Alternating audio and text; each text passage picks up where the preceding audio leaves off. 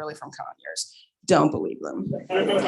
All right, so we're gonna jump right on in, and so many questions. So excited you all are here. I love the skirt. Okay, so Eric, why don't we start with you? One of the things we like to find out here at Manny's, and I think that's what makes us different, is we do ask tough questions, but we actually want to know a little bit about you. We don't want to just pepper you like statistics. So tell us a little bit about yourself. How did your journey to this? Where are you from? Well, I want to give a shout out to a man named Ron Shaw, who's standing right there. That's my father. So I came from him and Rochelle Ross Shaw. I just want to thank you for that. So I grew up in Richmond, California, across the bay. I've worked in San Jose and have the fortune now to help lead San Francisco, and just come from a really long family of community activists that really have been focusing on advancing life outcomes for Black folks in particular and for disenfranchised communities, and just really understanding the ability of organizing intention and ethics to make the world a better place. So I wanted to be a politician for a while, and I learned my lesson on that. I'm working with politicians, but just really found a space working in civil service, working for foundations. And so I worked a lot of places. I was in San Jose, I was in Baton Rouge, Louisiana, I was in Miami, I was in DC. So I've worked a lot around the country, really supporting equitable development in Miami and redevelopment of communities throughout the country. So I've just been blessed and fortunate to really try to have an impact around the country and bring those ideas to the places where I work, which is now San Francisco. And so this last thing is that, when I interview with the mayor, I'm coming up on 2 years. A shout out to all the MoCD people here, by the way. And the mayor said, you've said the word equity the most of any person that's interviewed with me very recently. And so she really brought me in to try to make sure that we were advancing equity and empathy within the work of MoCD. So I feel like that's my charge every day in the work that I do. So excellent. And Jacky? I'm the daughter of Colombian immigrants who, and in Santa Clara County, over 60% of the people who live here are either immigrants or first generation immigrants. They came to this country looking for opportunity, like so many immigrants, and really what they found was massive discrimination, and it was very difficult and challenging for them. They did not speak English when they got here, and neither did any of my siblings. And for my siblings, it really scarred them for a very long time about getting dropped into Catholic schools and trying to communicate when they didn't understand what was going on. And so from my perspective, being at the very end of the baby boomers, going to the University of Colorado in Boulder helped me to really think about feminism, homophobia, racism. And I knew I wanted to make a difference in the world, but I also knew that I could pass. And passing is very valuable, and working on the inside and having people not really realize maybe how subversive your thinking really is can be very helpful in this work, because you can be a seed of change and help to push from the inside. We always need people on the outside. Your job is to push us as hard as you can to do the right thing. And those of us who work on the inside, our job is to try to get us there as well. And so, that has been my life's mission, is to how do I push from the inside? And I worked in small, medium, large cities. I was the director of housing for the city of Denver before I came to San Jose. I worked as a developer for the largest infill development in the country, which was the redevelopment of Stapleton Airport. So I went to the dark side for a little bit, because I wanted to understand that perspective, because I had worked in Boulder where it was like I was doing the work of God, which was to keep developers at bay. And then when I realized after working for a developer, number one, there are people who actually work because all they care about is money, which I had never understood. And I was like, wow, it's really amazing. I had no idea people did that. But anyway, but I also learned how important it is to get projects done and how can we help? Like that's the other part of my job. My job is to try to get the best project done and developed so that, you know, we have more housing. And so I came to San Jose because Mayor Hickenlooper was ending his term and I felt like I could do more. And San Jose felt like the right size city for someone from Denver. Shawla? So first of all, thank you, Precious, and thank you, Manny's for bringing us together. And as you said, as the directors of housing for the 3 largest cities in the state, we immediately realized that we were going to be friends, but it was the pandemic. So we've actually never met in person. I've met him once, but we talk every other week and we text constantly. So it is really wonderful to both be here in fellowship with them and with all of you. I'm Shola Olatwe, Director of Housing and Community Development for the City of Oakland. For those of you who this means something, I'm Carol's daughter, truly, and also the daughter of a Nigerian immigrant. I was born and raised in a town in Connecticut that basically peaked after World War I, and has been on a steady decline since. But didn't know we ended up there because my father knew 2 other Nigerian civil engineers, and that's where we went.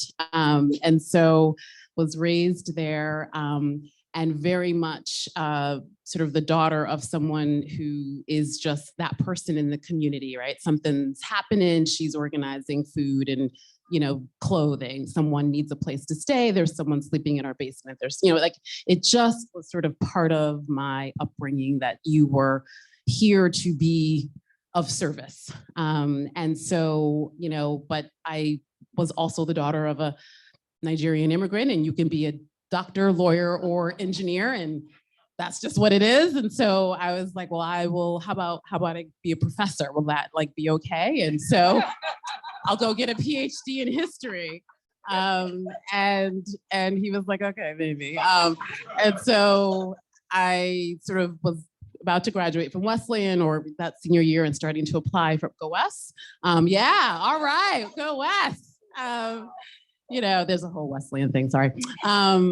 And was about to finish my senior year, you know, starting to do, you know, doctoral programs and was working with young people and in education policy and met an amazing woman, Dr. Lorraine Monroe, who was really at the forefront of a lot of equity and education issues. I'm dating myself, in the early 90s. And she said to me, you know, at the time, there are a lot of people developing programs and teachers in classrooms, and we have a lot of good people there. There are a lot of assholes making policy. And so that sort of took me to the left, and I got really involved graduated from Wesleyan, moved to New York, like graduated like May 27th, and like moved to New York on like June 1st, with like, found the job in like the advertisements, remember that? I really am dating myself. And really, like sort of took off and got involved in education reform in schools, actually. And after 4 years, realized that, you know, schools are one indicia of a healthy community. It is, and that there were all these other forces that helped to shape a community that you know, for good or for bad. And I was really interested in learning what those were. So I went to graduate school and did more work and got more involved in education policy and community development work, and started doing a lot of work around housing. And so my career really has always been at the intersection of community development and real estate finance. And I'm really humbled that I've been able to be in both the private sector in banking, which also was like, wow, that's not my jam, but needed to learn how to do the lending piece. And then in the nonprofit space, which is, you know, probably speaks a lot more to me, and in the public space where I really wanted to have an opportunity to understand the levers of government and how it affected people's lives. And for those of you who have been to New York or know of New York, the New York City Housing Authority is the largest housing authority in the country.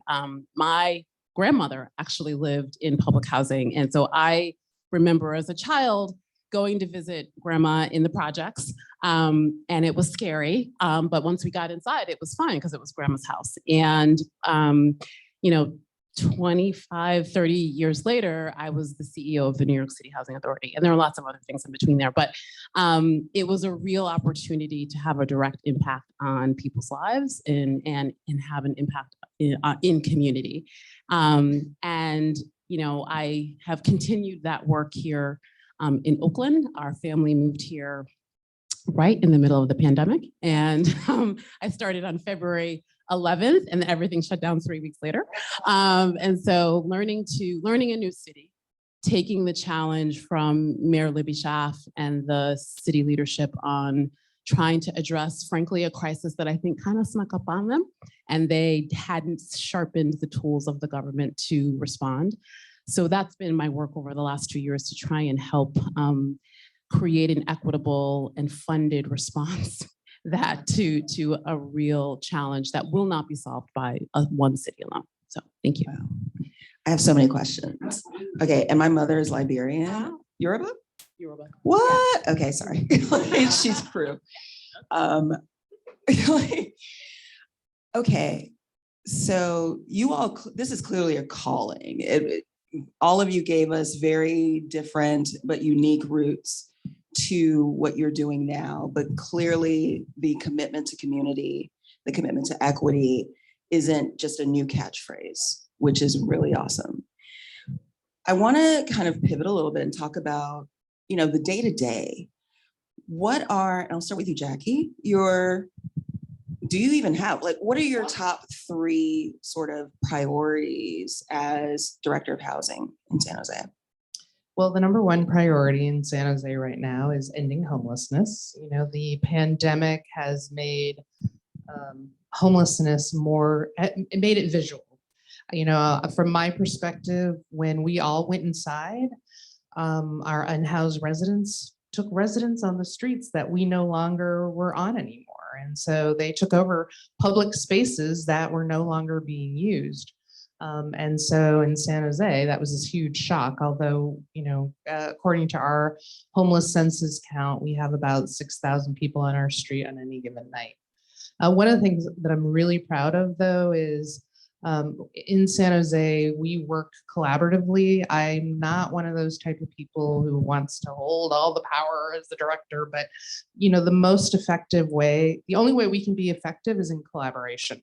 So we have partnerships with the Housing Authority, Destination Home, which is a public-private partnership that just works on homelessness in the county. And we meet every other week to talk about how do we end homelessness together. So, you know, we're doing strategies that include rebuilding modular housing that can be done faster than our affordable housing can be done, to shelter people as quickly as possible.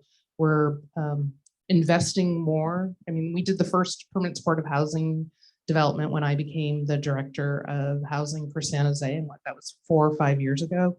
And so we're committed to trying to do both street-based services, shelter, and permanent supportive housing, which is, you know, ultimately people need to be housed. And the second priority we have is just building affordable housing. We just don't have enough housing, clearly, in the Bay Area.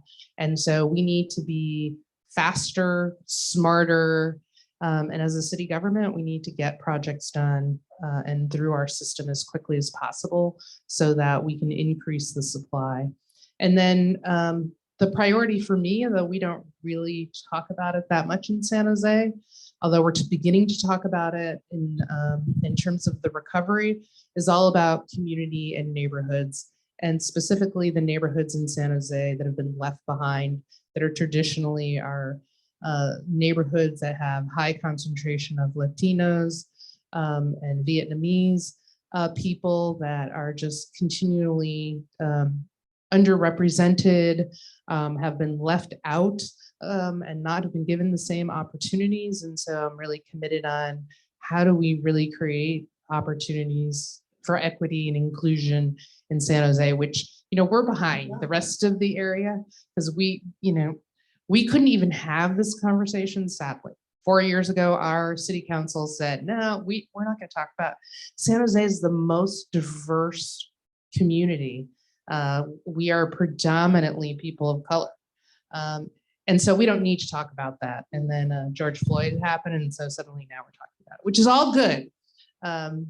But I strongly believe we have this small window to create some change.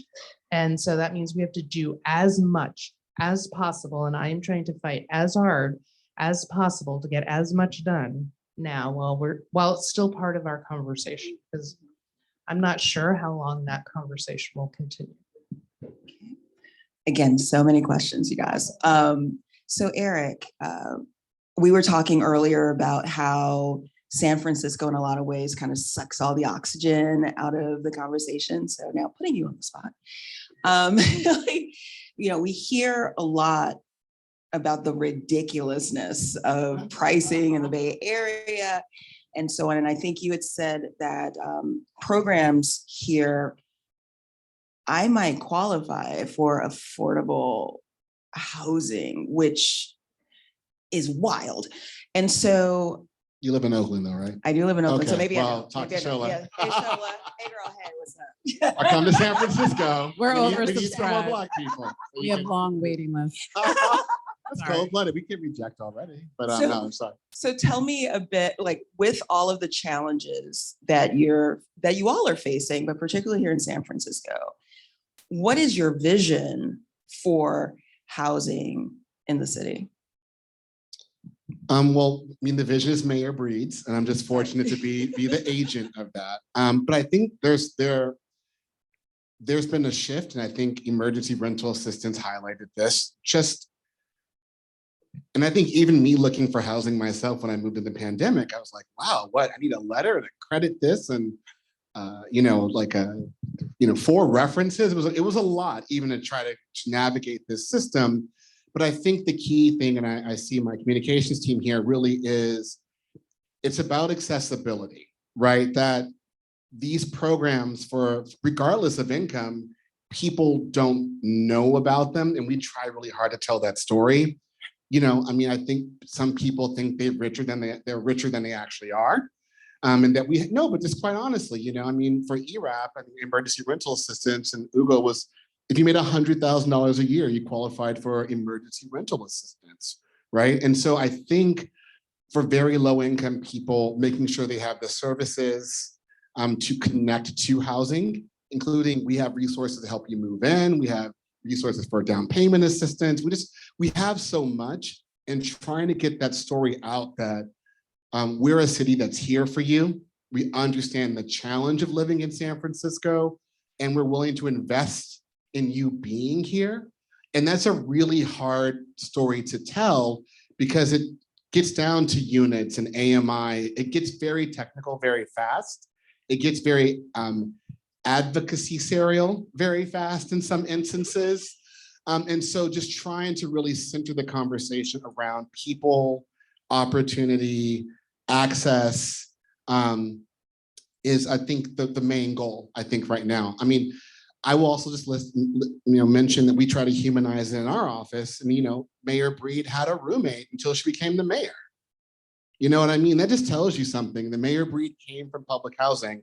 And so when we're thinking about how to communicate something, are we talking to Mayor Breed Mayor, Mayor Breed City Council, Mayor Board of Supervisors President, or Mayor Breed from Plaza East, right? Like, she's lived the journey of all of us trying to access housing and resources in San Francisco. And she's very vocal about either challenges or opportunities. So I'm really thankful that she's very vocal about that. And it helps us center and humanize what we're trying to do. I think we're past the 10,000 units, which we did, by the way. Thank you, go team. But really about who's going in those units and how they're living in those units, and can they thrive, and what can we do more? How can we do more with more? really is the space that we're trying to focus our work right now.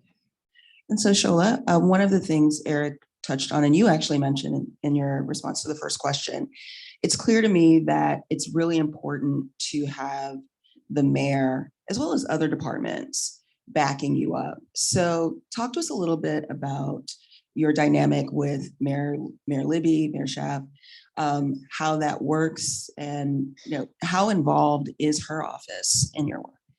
It's a great question. First, I think you can't underestimate the differences in how our cities are actually governed, right? How our charters are different. You're laughing.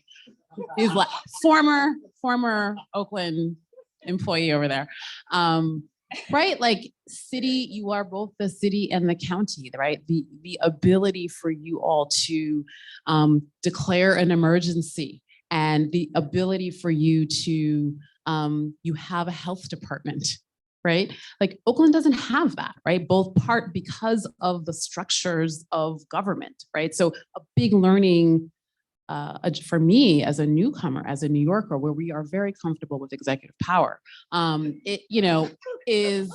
that's not how things work here, right? It's not how things work in Oakland. So, the mayor it's called a strong mayor, but it is strong mayor adjacent in terms of, right? Like there are 7 council members who, have very strong opinions and that are not always aligned. And half of them are running for mayor. And they're all running for mayor or county supervisor.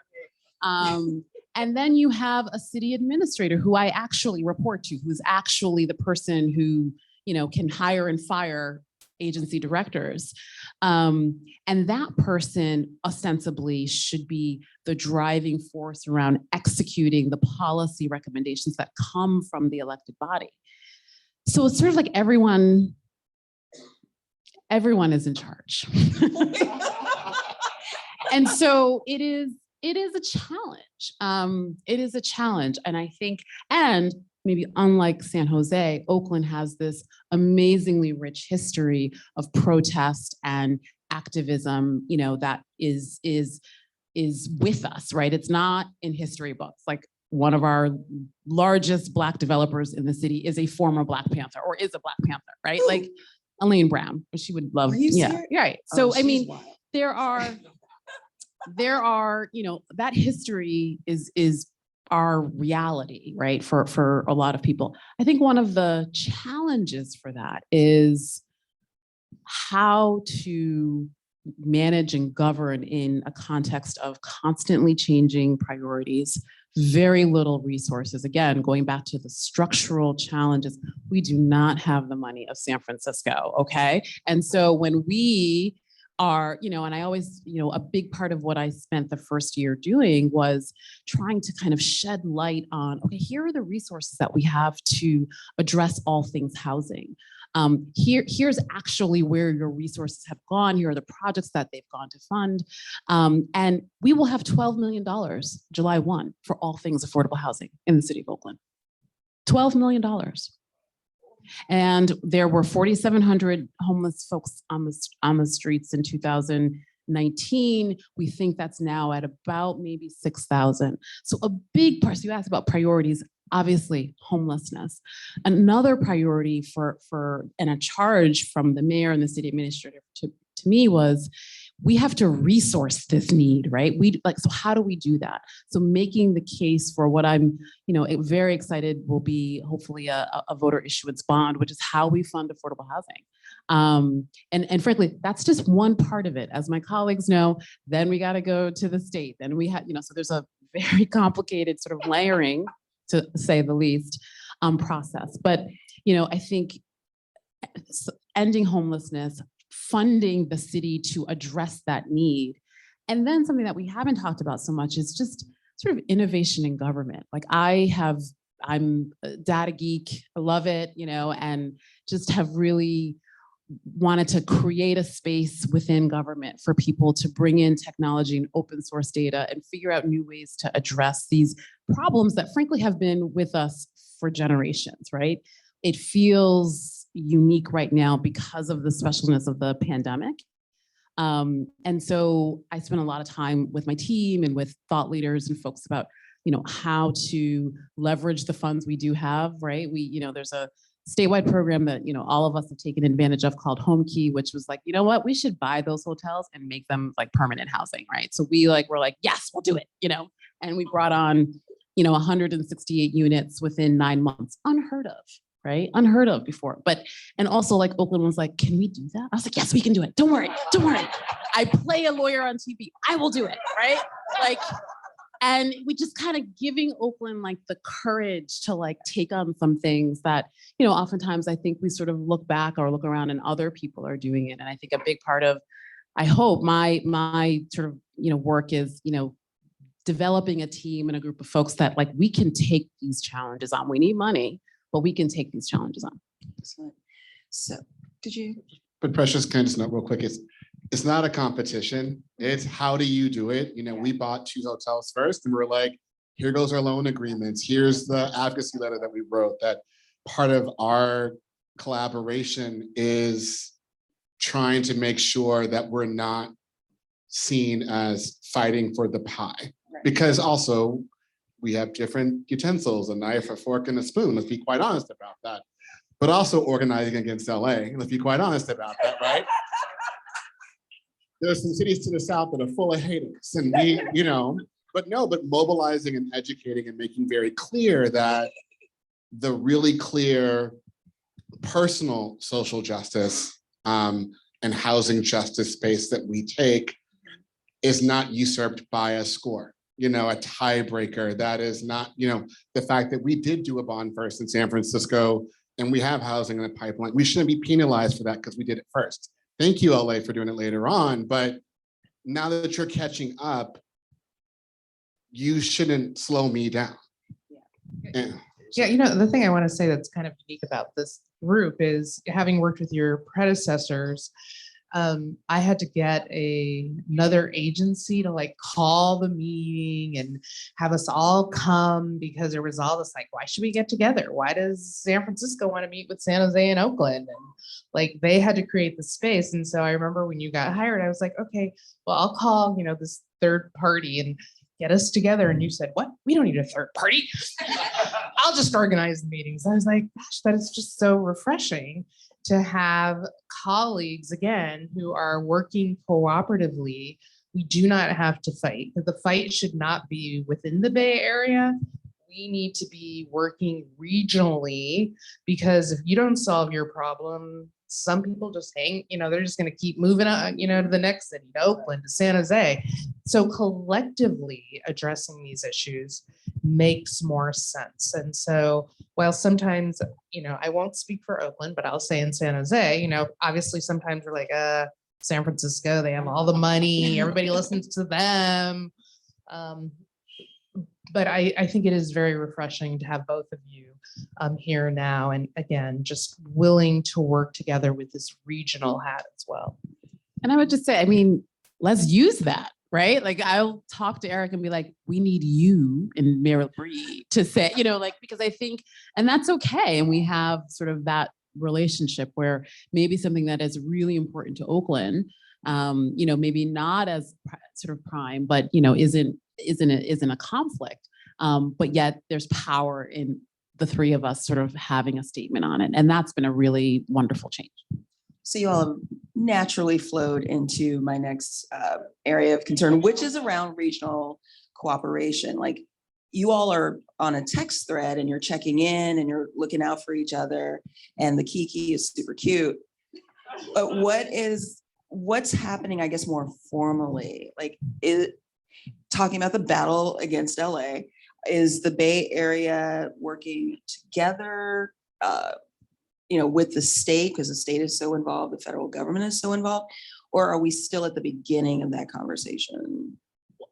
I'll start, and I think there's so many different issues that we are, so aligned on. Like first, one of the first things we worked on was sort of for the housers in the room, kind of this scoring system for tax credits, right? It's a little wonky, right? But just sort of total disadvantaged, high cost cities well, we're a high cost city, right? So we're to be penalized. The very people who need those units won't get them because we are in a marketplace that, costs $1 million a unit. So a lot of advocacy around that. I'm so sorry. Can we pause? Yeah. That's to build. Yeah. What? Yeah. We can talk about it. Yeah, But that's next. but Okay. because it's real. I mean, and just to be fair and put it in context, I think New York is probably around $700,000-800,000 too. So we're that is where the market is moving. But I think that has been a really important issue. I don't think we've solved it. And in fact, there's another round of sort of advocacy there, but formally, right, like Mayor Breed, has written letters. We then have the mayors of the large cities that have come together and like actually pen letters together, are sent to whether it be the governor, or other leaders within the state. So that's an example of like, we say like, have you seen that criteria? And then we sort of start our respective legislative and lobbying arms to coordinate and really, sort of move an issue and highlight an issue amongst our principals. And would you say you all clearly are working well together? Can you say the same for the rest of the Bay Area? So we have 9 counties, 50 million cities? The rest of the Bay Area? The place. I just wondering. Dramatic I pause. think that there are, and the emergency rental assistance program, right? Ugo, who runs San Francisco's emergency rental assistance program, and should just be given a huge round of applause because it is like no joke, hard federal program, which has been really complicated and a lot of need. We actually talk to the other cities fairly regularly about, sort of best practices and challenges. I don't know that we've as formally and as frequently come together around particular issues, but I talked to the woman who's my peer at Alameda County and city of Fremont and so forth. But I think there's a lot more room for growth. But I also think that I worked in regional government too. Did my first internship at ABAG, and I'm like, yay, What's Regional that? Association of Bay Area Governments, right? Thank you. So they set some of those tones. But there's still this challenge that I feel in the regional conversation. I think we can organize around regional need, but there is some competition. And I don't think competition against us. The fact is that like, I am not building enough housing for the people who live in San Francisco. And so as we start to have some of these regional conversations around regional need, we have set up some very clear policy priorities and systems to make sure that San Franciscans get housing from what San Francisco invested in. And so we've been trying to really reconcile some of those conversations around how to understand that we need to build everywhere, but that San Franciscans have taxed themselves, have created a system to build, and have prioritized people who live or work in San Francisco, people who live or, impacted by displacement, those spaces there. So there is still, I will tell you, sometimes in the regional conversations, they get a little too regional and dismiss the uniqueness of our governance, dismiss uniqueness of our own policy priorities, or some unique needs that come with how we execute housing and how we've tried to prioritize it. So I think there may need to be some more work for us on how to level set that conversation. I think it's great that Kate Hartley, who held this position before me, is running BAFA, but we also did note that in her job description for hiring her, there wasn't a government affairs association with that, right? That the first thing you should do is convene all of us, not try to start a regional system that may do some things. So there's a balance on the regional conversation, I think, as well. And I would just say again, to emphasize the difference again between Oakland and San Jose and San Francisco is we're just cities. We're not the city and the county. And there is an immense opportunity that you get when you're both. And so in San Jose, I have latched myself onto the county. So what was really interesting was when the pandemic hit, the housing part of both the city and the county immediately responded. We opened shelters, they did hotels, we coordinated everything. And everything else in the city and the county, they just fought because they had no relationships and they had no idea how to work together. So, my belief on the city side is we need to have that better relationship with the county because they do all the human services piece. And they hold the key to the jail system and the foster care system and, the welfare system. And when we're thinking about ending homelessness, so many of those systems are broken and release people right onto the streets. There's no housing provided to them. And so we're not going to end homelessness. What the work that we have done is shows us that for every person that we're housing in Santa Clara County, 2 to 3 people are becoming unhoused at the same time because the safety net system is not functioning in a way that really captures people or provides them the resources they need. And so, I'm very dependent upon the county and have done everything I can to make that relationship as solid. And really what we've been talking about now is it can't be based on personality. Right now it is, we get along, but we have to figure out how to institutionalize that. Because if I go, will the next person in the city hold that same value? And if not, everything that we've done and created will be gone. And I think that's kind of the key in doing this work too, is you can have the personality that wants to do something, but if you don't change the systems in which you work in to create the long-term impact, then you're really only there for that second. So to me, that's kind of the challenge I'm thinking about, is how do you institutionalize these kind of changes so that we can continue to do this good work. Excellent. I'd like to pivot a little bit because I think we all, let's see, I moved here from Atlanta 10 years ago last month. And about 5 years in, I had a conversation with Precious in which I let her know, like, to stay here is to release the dream of owning a home because it's crazy. Like at that time, you could still, in much of the country, in Atlanta, get like a 4-bedroom, 3-bath, 2-car. We have too many garages in Atlanta, but you can get that for like, $275, see, $350, or, if you're really fancy and want to be in town, $400. That maybe in the 70s, I don't know, maybe like the early 90s in San Francisco. 60s. Wow. Okay. Wow. Okay. I wasn't ready for that.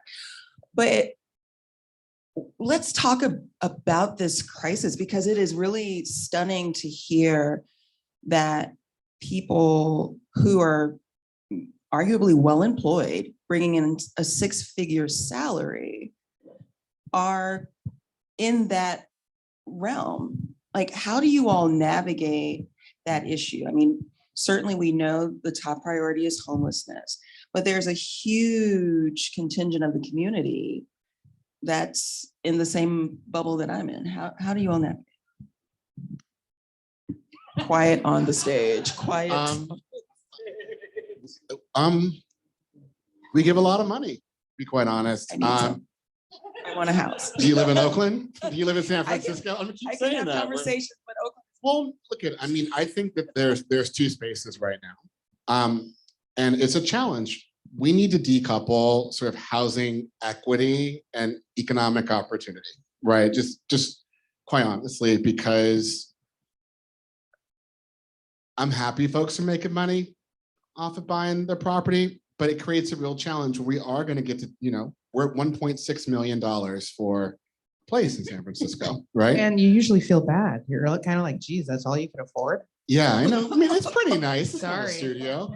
So look at, right now for our down payment assistance, and I will say this, we are giving up to $500,000 as a soft second loan for people. We share the equity in that. And, it's a priority once again that we do try to make sure that home ownership is part of this. We also have the BMR program, which is, I think you all know that for any housing that's built in the city. There's an inclusionary set aside, of which we try to price accordingly. We've learned now there's been some structural and communication issues, in particular around African Americans accessing that or feeling that, or feeling that they can access that. But I think that we are working to, I don't know, I think you can buy a home. First, I want to say you can buy a home, right? I mean, because people are doing it every day. And so I think that it feels expensive, but people do it. And the how and the why and the confidence and the training and the, you know, the fundraising or accessing these spaces. I just think we also still have to make sure people understand that. But $1 million, $1.5 million is a lot of money. And I think the reason why you're struggling with it is Right. fundamentally because we're in the business of affordable housing, right? And everyone who gets into housing is all about making money off the housing. And as long as it's all about making money, like that's the most important thing, is the equity that you get and the equity that grows, that those two ideas don't fit together. The need and the desire to have more affordable housing and to keep it affordable are completely opposite to housing is a money-making proposition in this country. And so, you know, for me, I keep thinking about where is that kind of middle ground space for people, because what we shouldn't, as you were saying, decoupling that of economic opportunity, and instead of like what so many people want in San Jose is an opportunity to control where you live and have a right to say, I can live here, I can stay here, and I am not going to be priced out. And how do we create kind of that middle ground for people where you have control over where you live and control over that cost? And for me, we have to get away from the idea of we're going to make the most money possible out of that housing. So I'm going to play devil's advocate, Okay. because, you know, for this country, one's home is still the primary source of wealth. Like, and so even though I completely agree with the sentiment, there's just the reality and how that wealth is different for Black families and white families. White families, I think it's an average of $800,000 in net wealth. And for Black families, it's $174,000. I did just look this up today. That's why it's on the top of my head. I just wanted to be fresh for tonight. And so like, I think it's, yeah, we have some down payment assistance programs that hopefully the state will fund that again, and we maybe will help 11 or 12 homeowners to buy a home in Oakland, right? That's not going to fundamentally change, you know, the sort of character and scope of a family's generational wealth path, right? I think what's happening right now in Congress is the reauthorization of the Community Reinvestment Act, which, you know, 1974, great year, you know, was, you know, a fundamental shift to how financial institutions were meant to lend to community. And so, you know, I feel like looking at that, right, and really figuring out like, what are the financial tools and products that are available to particularly Black and Latinx families who we know are still disproportionately discriminated against in lending, in everything, but in lending, in appraisals. We just bought our first home, our home here, and it was fascinating, right? The variance and I'm in a blended family, and I sort of wanted to go hide in the bathroom to see what the appraiser was going to say when he, you know, versus the next appraiser, right? And it's just that the vagaries there. So I think there's some structural things that, you know, if we want to help Precious and the many Precious, you know, own a home, you know, what are the lending tools that are available to you? You know, how are you being served or not served by the appraisal industry? We haven't even talked about the institutional buying that's happening of single family homes, particularly in places like Oakland. Whole neighborhoods now are owned by BlackRock. I mean, so there are just like, and I have my little like down payment assistance program, but there are these sort of systemic issues, which, you know, are a bit more, are certainly we're not going to solve that by ourselves, within the city. And so the cooperation that Jacky mentioned, I think with our congressional leaders is just super important, because this is literally being discussed right now. Right. But, even if you do your 10 homeownership loans, so it don't make And a lot of impact. That's But if those transformative. 10 families move into the segregated neighborhoods because of everything you just talked about, their generational wealth will be just what Lee said, right? It's going to be 120 versus the 800,000 because of how the systemic racism works. And so, again, I just keep saying to myself, like, is that the answer for wealth building? And is there just I feel like there has to be another way. Yeah, and this just highlights an issue that I think weighs on me, and I feel it, is there are more tools than housing. And I think that more and more, because the resources we're going to housing, because the thing that we see the most, we feel the most, a lot is put on us, on these regimes, to solve all the other, I was gonna say shit. Did I say shit? I'm sorry. Sorry, Dad. Sorry, Dad.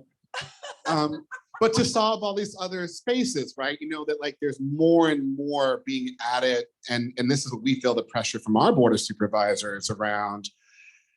We want housing to do a lot more to make lower income and moderate income people thrive in a city, but it's also around park access and economic opportunity and wages and transit access. But it's, let's put more on housing, Which adds to the cost. which adds to the cost, right? And so I would say that we talked to the state about this, is we are implementing a full community development regime through housing, right? There's labor, there's green building, there's this, or this, which is great, totally fine. I mean, that means our housing really is serving a lot of purposes. But, my staff sometimes go, I just want to build a house. I just want a square box with maybe a balcony, no Juliet balconies, I know that, Lydia, but like it's exhausting in some ways, I think, to try to navigate implementing so many ideas through like one project, with 150 units. It's like, how much more blood can you squeeze out of that orange? And you're like, wow, so that is one thing. I won't say it keeps me up at night, but I think it's one of those moments where, how are we trying to find the balance between finding real partners, real wealth, and other, leveraging other policies and other intentions, systems, to really make people thrive and live in San Francisco. Wow, yes. I still have so many questions. So clearly the invitation is extended for a part 2 of this conversation. I mean, we didn't talk about the state's regional housing needs allocation and that whole rundown, but that might have gotten too wonky. Can we talk about the housing element first? No. That's too wonky. It's too wonky. That's planning for me. But I would be remiss if I did not acknowledge the fact that it's really powerful to see 3 people of color leading this charge, definitely. And I've learned so much. I thought Department of Housing, and I expected you to say, home ownership is our top priority, but to understand that your top priority is people without homes, that's massive. So it's kind of a woo-woo cheesy question, but it's like, what, I don't know if it's what brings you joy or what pushes you to do this work. What is that thing that you worked on and you looked in the mirror and you're like, I'm a badass, I did that. Something. I love woo-woo. I'm a Californian now. So, I have 3 beautiful children and they keep us busy. And my littlest one, she's 6, you know, she really understands like what mommy does, right? And so, you know, and it is really like, we'll, you know, walk down the street and she's like, can you get that person a house? You know, like, do you have a house for that person? Right. And so talk about like having to like really, you know, like have to talk about both like what you do in the most simplest terms, and also recognize your failures, right? And just so it's incredibly humbling. And you know, I want to give her a better answer, so that drives me. Jacky? I don't have anything as sweet as that. I have no kids, just dogs, very old dogs too. You know, I think the work that I'm really proudest of, because again, San Jose, we're like the moderate of the Bay Area. We're so not San Francisco nor Oakland. And so, you know, we have little victories in my world. But like the one that I really feel the proudest of is when I got to San Jose, we had our own version of what we called rent control. And what it allowed was after 2 years, if the landlord didn't increase your rent, they could increase it by 21%. And that was rent control in San Jose.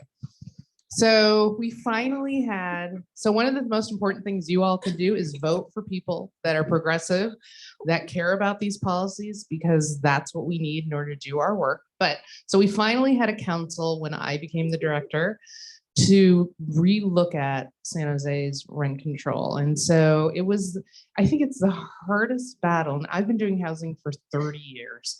So I've done all kinds of different things. And it was the hardest things because we were up against immigrant owners of these small multifamily apartments who felt like, you know, they kept calling me a communist because I was trying to constrain how much profit they could make on this housing type. And so they organized fiercely against any effort. But we were able to change it. We got rid of that 21%, but we also passed Just Cause in San Jose, which we didn't have before, which, you know, basically it used to be in San Jose, a landlord could just say, sorry, I don't want to rent to you. And again, what motivates me to do this work is just knowing in the Bay Area how important your housing is. If you lose it, that job, I'm a renter. So I know what it takes to rent a place. Like it's like building a resume to try to get something and convince a landlord that you are the best tenant. No, and I shouldn't complain because I have money. I can do it. But for people who have very little resources, that pain to be kicked out of your home because your landlord doesn't want to rent to you, is so traumatic for people. So I'm just proud that we were able to pass that to protect people with Just Cause. And, you know, that's what keeps me motivated, which is to ensure that people have a place that they can thrive in. Everyone deserves a home, a place to be and to feel safe. And I think mine's twofold a little bit is, I'm not afraid to say no. And there's been a moment with the resources of San Francisco where there wasn't real alignment around the sense of urgency by some of our development partners to what we were feeling as a city. So we really rely on a regime, I keep using the word regime, I've said it 85 times, but this cohort of developers to do stuff. And, you know, Murillo just left from TNDC, but really organizing to say, hey, you guys, we're serious. Like, we really want to see results with our money. We really want you guys to do more. We really want you to be a thought partner and help leverage. Has meant that, you know, I think Murillo's a new CEO of TNDC. We went to school together, but he started with his finance committee. People are looking at their books. They're being at the table about how to leverage. They are really having conversations. I'm going to give a shout out to Malcolm Young, who's not here, around equity. They want to come to the table and less of a extractive relationship from the city and more of there's a lot and we need a lot more, but you need a lot more too. And it's a weird space of like, you can't really advocate with advocates, because I'm very happy for what the mayor gives us. But we're the new space right now that, like, I feel really confident that the money we're spending is really showing the impact. And for those folks that aren't there, we're having some real conversations about money, which we didn't have for a while. And then the second is that it's a long game. And so, to be at HUD right now, and Adrian Todman, who's the deputy secretary, we know really well, Arthur Jemison, like, to see your friends in the room that you were 21 having drinks in Washington, D.C., or having to engage them in your life. And now they're going, what more can we do? And they're Black and brown people that you remember that struggle. It is the call is coming from inside the house right now at HUD. And they're calling us. And so it's really great to know that the people in Washington, the people in Sacramento, even though we sort of have this tension, care. That's the first thing. Does it make sense? They're Black and brown people, first of all, and then they care. And when you call and say, I want to advance equity, they're like, I want you to advance more equity. And you're like, give me more money. But the conversations are on the value space are so shared that I feel so buoyed every day to know that there's some folks who are looking over my shoulder. They may not have my back fully, right? Because we're all still bureaucrats, but they're looking over our shoulders and really trying to support. Thank you. I do want to recognize, I know we've gone over a little bit, and I do apologize for that, but this has just been such a rich conversation. And clearly all four of us are talkers. And I didn't want to like interrupt or anything, but I would like to throw it over to you all now for any questions from the audience. Yes. I have a question about, there's been a lot of talk about tools that you do or don't have access to in government. I'm curious where a sweet spot might be for philanthropy, other mechanisms that step in innovative ways that may not be. So for our Zoom audience, the question is about other tools, philanthropy and other innovations and how they can be incorporated.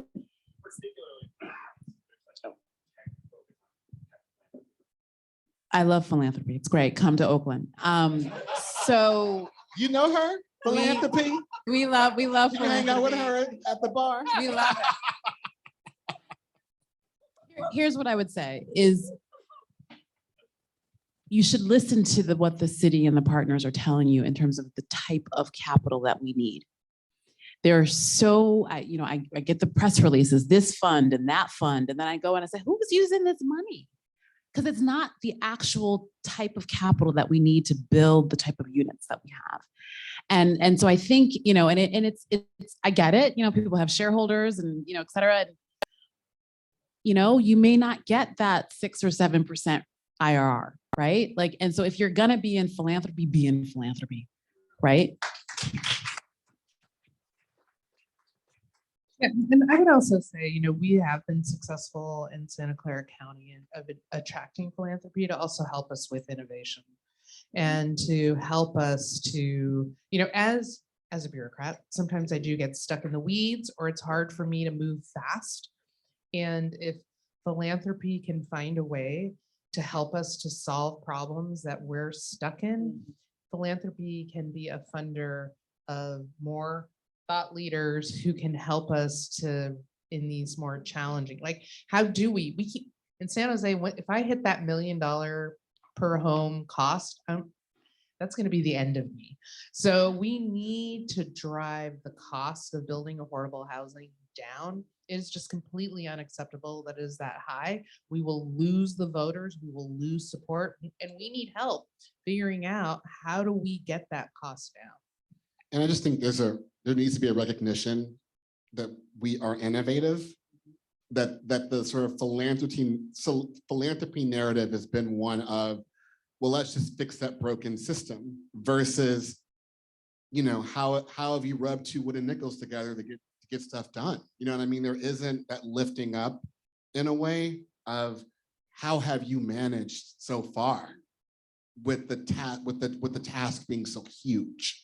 And so not asking that, I think really diminishes morale. I mean, it really sets up an antagonistic relationship between really, really innovative, scrappy undercapacitated organizations, even ours, with that space. And so, you know, I mean, we're working on those relationships too. And part of it, once again, is telling the story and hopefully giving the space for us as directors. Part of, quite honestly, part of what I wanted to see in this was we don't get a lot of chances to tell our stories. You know, there really isn't a face to the housing, We should do more housing, but there's a person and intention behind that. So I think if there's any way to lift that up as well, I think it's important. Excellent. Yes. I'm glad you brought up CIDLAC and construction costs and innovation. And I'm curious because, well, what do you see, or what, you know, you have limited tools as government officials, but what do you see as ways you can help facilitate working on that cost side? You know, say the M word, modular, whatever else, like those innovations. What can the cities do to help facilitate that cost side? Because $1 million per unit makes your nose bleed, right? So I think just to maybe go back to something that Eric said about, you know, the kind of Christmas tree effect that we have done to affordable housing. And that's hard because we are also in the room with advocates and with community partners who are like, we're in a food desert, or we don't have a healthcare clinic, or these are very real needs. So how do we, both listen and respond intently and equitably to what people say they need, and also produce a unit that isn't $1 million. And so, and that conversation can sometimes, I think, quickly get sort of deteriorate into, I don't know, just it can deteriorate. So I feel like we need other folks to help us make that argument, right? There's a role for the government to provide safe, clean, and affordable housing. And then there are these other systems that also have a role in providing. I mean, we used to have healthcare clinics in communities, right? We used to have, more neighborhood sort of serving retail. So that wasn't always the responsibility of the developer and the city to fund. If that is now my responsibility, I want that money. I want the Medicaid money and the Medicare money. Like, I want that money to now flow to housing. And it's starting. We're starting to see it, CalAIM and all of these other programs, even though none of that language is housing language, so we're learning to a different language. But I just feel like we need help in decoupling some of these. And as a community development person, like, this is hard, but now that I'm in it and I'm looking at the budgets, and I similarly, so help us decouple it with some conscious, compelling conversation and advocacy. But there's also, it's land, labor, and materials, things we can't control. So, I mean, the innovation may end up being on the margins because we also want to pay a fair wage. We also live in a very desirable city, and there's a war going on, right? And the supply chain issues. And so I think I'm not going to accept the $1 million, but if a lot of that are inputs we can't control, to challenge us on the $1 million for things we can't change, we might need to change that conversation too.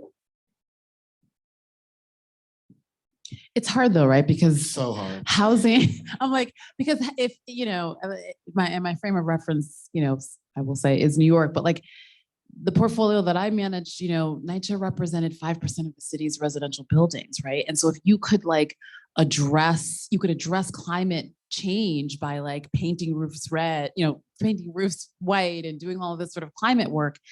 And if you wanted to build a property, on that site, like the cost of that really important goal of climate reduction got shifted to that affordable housing project, right? So it's hard, right? Because in some places, like our buildings are the majority asset, sort of carbon CO producer, right? So yeah, it's hard. So there was a question on Zoom that's related to this. I'll just read it. Will the unions let modular housing be a part of the solution to lower building costs? How do we get the unions on board?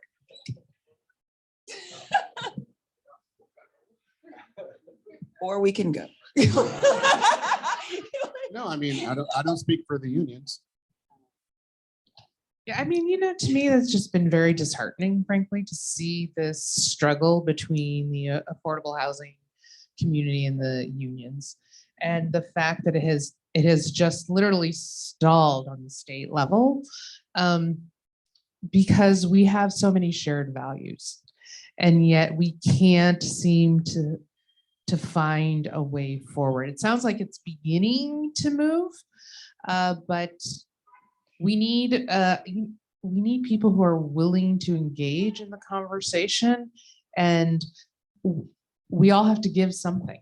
Like both sides have to give something if we're going to find something in the middle. But if we're having a conversation, and this did trigger me at some point, though, if we are having a conversation about wages and fairness and economic opportunity in a high cost space, to sort of have the compromise be lowering wages sort of seems counter. So that's one of those moments where, like, I'm talking on behalf of Eric Shaw and myself, but it's something that really keeps me up, because I'm just like, how much are those modular folks getting paid compared to those union folks? And are we bringing the cost down at the expense of people getting paid less, right? When they, well, so look, I mean, we can have this debate, and that's fine, that's the solution, but I'm just posing a question that I asked when I thought about this. And so, absolutely, I think we have to be committed to giving people a fair wage, right. A fair wage with fair benefits, because again, it can't. The housing solution is not the only solution. The jobs are the other piece, right? So if we're talking about high tech, why is it that there are hardly any women and people of color in high-paid high tech jobs, and they've had affirmative action people working on equity for God knows how long, and we're the tech capital of the world. So, like, there is so much pressure on the housing side, but the other side is jobs and wages, and somehow we have to find something. But also, just real quick, though, Eric, I'm so sorry. I want to go ahead and try and grab a couple more questions. But Oh, Eric she will be got here me. after. No, I won't be. I'm going out afterwards. Let's Come on, let's get it. go ahead. No fair. Easy one. Should we bring back redevelopment? Ooh. Oh. Good luck. Can you repeat the question? Should we bring back redevelopment? Yes. Are you thinking in terms of like Hope 6 and that kind of? No, No, I'm sorry. So I'll Like be clear. Each of you talked about bringing back funding issues. You've also talked about the cities needing more power and a number of other issues that you brought up that are like, if only we had all these pieces, and each of those pieces, when you put them together, are effective redevelopment pieces. So I'm prompting all of you to take a very challenging question and say, what is your position on that issue? 10 years ago, we had a system that brought about, sorry, can't be you guys. Yeah. So in San Jose, it was nowhere near, I'm sure. San Francisco. Well, it was huge, but affordable housing got about $40 million a year. That was our take of redevelopment, and it was really effective for San Jose. And from the housing perspective, we used it to produce as much affordable housing as we could. It is a shame that it, statewide, that people abused redevelopment. But for us, it was an effective tool. Do I wish it was back? Yes. Would I love to have it? Yes. I think I can only comment in terms of sort of what I read, obviously, and talk to folks. I think for a place like Oakland that like lost its source of, the only source of affordable housing. Now we've, created an impact fee and there's an affordable housing, right? But it does not compare to what the resources were that were in redevelopment. So that's a really interesting question. And I think, it would be an interesting, I would need to understand more like what in place of what or instead of what, like, do we lose the impact fee or do I get to keep that and the redevelopment? I'm Yes, all you get to about keep them more money. So it's a really interesting question. I think Oakland, frankly, has some other questions that it should ask and answer, like its charter and other things. So I said it. I know.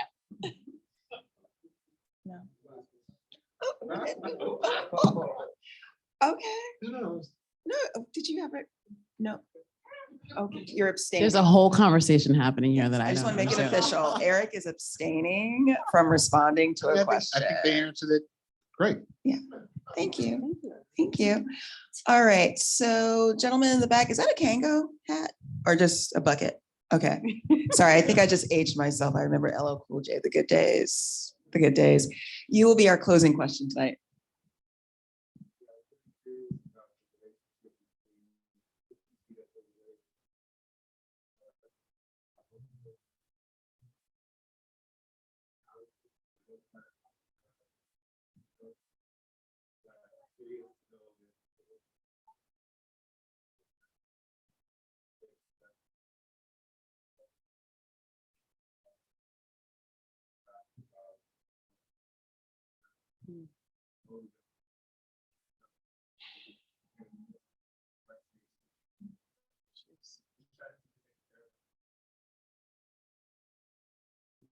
So the question is just asking our directors if they see a connection or what connections you all see between drug use and the housing situation in the Bay. I am not a public health expert. And I'm going to forget the author who has the new book out, who had the Atlantic article about sort of the opioid crisis. And his premise was it's fueling the street homelessness crisis that we are experiencing as a country. I can't speak to sort of what happens in terms of shelters and shelter operations. I actually blessedly don't run the shelters in Oakland. But there's no question that this country is experiencing a level of visible addiction and opioid challenges that we haven't seen ever, perhaps. And what was interesting, someone will tell me what the article is. I'm forgetting what the author's name is, but it's interesting in his article, he talked about the connection between opioid, I can't say that word tonight, drug use and mental illness. And it actually makes people lose their minds, right? Which then sort of quickly, all of the social safety supports, sort of deteriorate from there. And so I think the governor just announced, Care Court as, sort of an effort to, decriminalize people who are suffering from addiction. And I think that, may be a positive step, jury's out. But I think that is yet another, I think, crisis that we are, as housers, sort of seeing the result of, not necessarily having the tools or frankly the expertise to actually help respond. But this is where I think, partnerships with our mental health and public health, colleagues is so important. And we won't build our way out of this particular crisis that so many of our neighbors are experiencing. Yeah, and I think, I can't talk about that specific example, but I just know once again that I work really closely with Shireen, who's the head of homeless and supportive housing. We are working closely with the Department of Public Health. And we work from a trauma-informed systems support for our property management. We just really want to keep folks housed and get them the resources to stay housed, and understand that, things happen in people's lives. And we really try to come from a place of empathy, a place of support and matching with those services, and just not being punitive. Does that make sense? So I want to say it's not an endorsement of the use, but the idea in the end is life is hard. You know what I mean? And being mean to someone for living and taking away their housing for living, however they choose to live, is deeply unfair. I think Helen Hale on our team would always talk about this too. And so we just really want to, again, try to center the resident and are working really hard to align the resources and tools with our partners to make sure that person stays housed, but also at the same time making sure that the residents, their neighbors feel safe, right? And that those other issues are there. But it's a real balance, and it comes up a lot in the spaces. And I think that part of our job is to sort of recognize it exists, be thankful that I have an equivalent counterpart who also has the resource to support that. But that part of my job is to help build the houses, to keep people housed and build the houses to house those who need. And what I would say is that housing has come a long way. So in 30 years, it used to be you had to like earn your way in housing.